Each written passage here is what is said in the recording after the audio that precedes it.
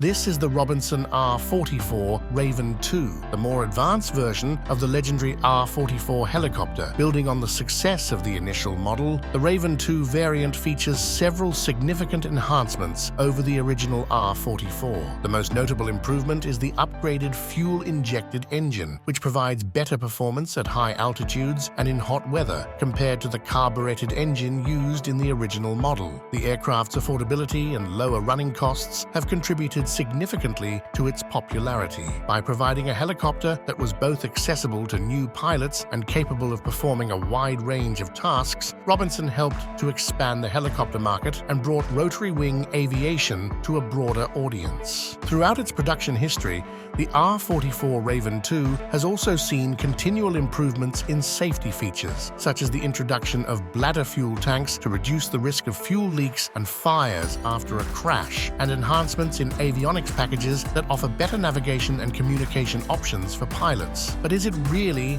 a worthy successor of the legendary R44? Stay with us till the end of the video, because here is everything you need to know about the Robinson R44 Raven II. Stepping inside the cabin is relatively simple, facilitated by doors that open widely. The rear clamshell doors provide acceptable entry to the aft seating, although their operation can prove cumbersome in confined areas or under blustery conditions. Upon entering the R44, its compact nature immediately becomes apparent. The cabin measures roughly 56 inches or 142 centimeters in width, offering sufficient space for elbow movement, though it falls short of the roominess found in other aircraft of similar size. Leg space varies with the height of both pilot and passengers. The cabin is designed to accommodate 4 adults comfortably, although the space in the back seats is somewhat more restricted. This creates an intimate setting suitable for short to medium-range flights, but may become uncomfortable over longer distances. The seating is equipped with foam cushions, upholstered in either leather or fabric depending on the specific variant, and provides respectable support for the lower back,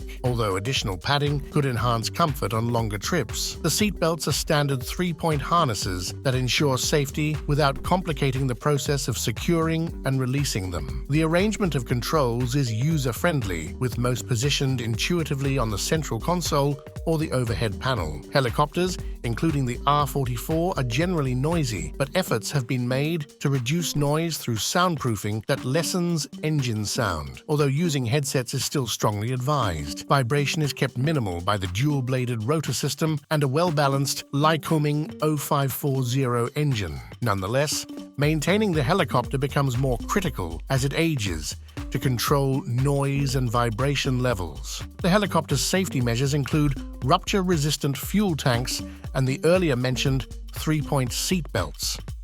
The R44 maintains a robust safety record with diligent maintenance and proper operation.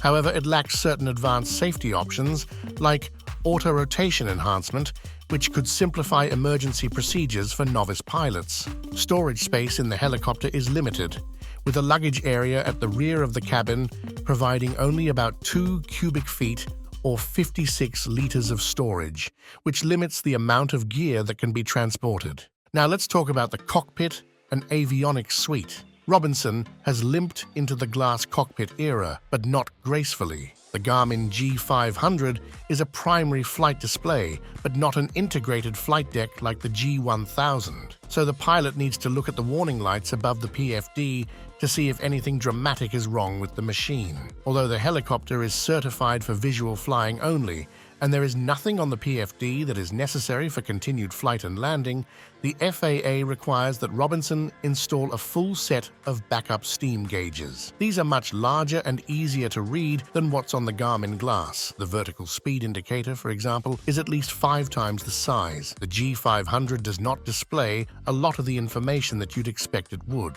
For example, it shows the outside air temperature and the aircraft's altitude. Even without access to the manifold pressure sensor, it could look up in a table to find out what the current maximum continuous manifold pressure should be, corresponds to a horsepower limit, and display that to the pilot. It becomes the pilot's job to use a table on the checklist or in fine print on the cyclic. Robinson continues to have separate fuel gauges for the main and ORS tanks, so it becomes the pilot's job to do a bit of arithmetic and calculate flight time remaining. The Raven 2 typically features a suite that serves well for both VFR and basic IFR operations. The standard avionics package includes a Garmin GNS 430, a GPS/COM/VOR/ILS multifunction display. Additionally, the Garmin GNS 430 integrates seamlessly with the Garmin GTX 327 transponder, providing Mode C altitude reporting necessary for controlled airspace. Pilots will also appreciate the inclusion of a digital engine monitoring system, which continuously displays vital engine parameters such as oil pressure, cylinder head temperature, and fuel flow. This system not only aids in maintaining the aircraft within operational limits, but also assists in diagnosing potential issues before they become critical. Audio communication is handled by the Garmin GMA 350 audio panel, an all-digital unit that provides clear communication and includes features like automatic squelch, music input, and three-dimensional audio that helps pilots identify the directional source of incoming transmissions, a useful feature when flying with multiple radios. In terms of safety and situational awareness, the Raven 2 can be equipped with the optional Garmin GDL 69A, which provides XM satellite weather data and entertainment directly to the cockpit. Lastly, for those enhancing their R44 for full IFR capabilities, adding an autopilot system such as the Genesis Aerosystems Healy SACE is a popular choice. This system offers features like stability augmentation, autopilot functionality, and is a significant aid in reducing pilot fatigue during extended flights or in complex airspaces. Now let's talk about the engine, performance specifications, and how it flies. The Robinson R44 Raven 2 is powered by a Lycoming IO540 AE105 six-cylinder fuel-injected engine with a TBO of 2,200 hours. It provides 245 brake horsepower, which is derated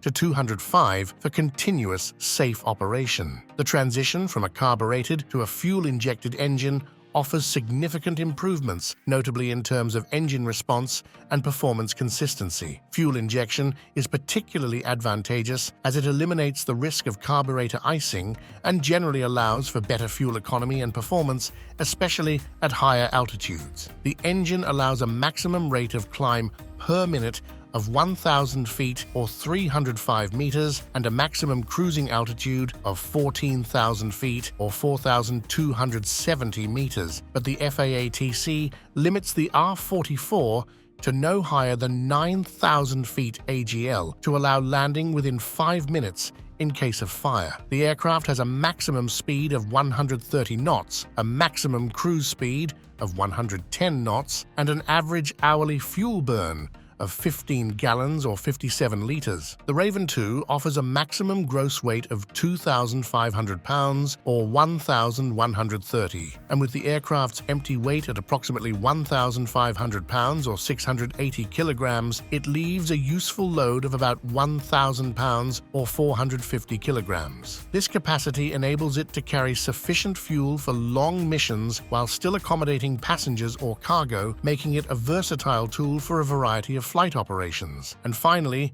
the helicopter has a maximum range of 350 nautical miles, which is 400 miles or 650 kilometers. Now let's talk about the price and cost. The base purchase price for a new Robinson R44 Raven 2 was $465,000 before options when it came out in 2002, but today the price for a used model range between $400,000 and $800,000, and the charter price is estimated at $1,000 to $1,500 per hour. Naturally, prices will vary depending on availability, fuel prices, ground fees, and more. While the annual fixed cost is roughly $20,000 to $40,000, the average hourly operating cost is estimated at $200 to $300. Thank you for staying with us till the end. Here are 2 videos you can watch next. If you enjoyed this video, please make sure to leave a like and subscribe. Thanks for watching.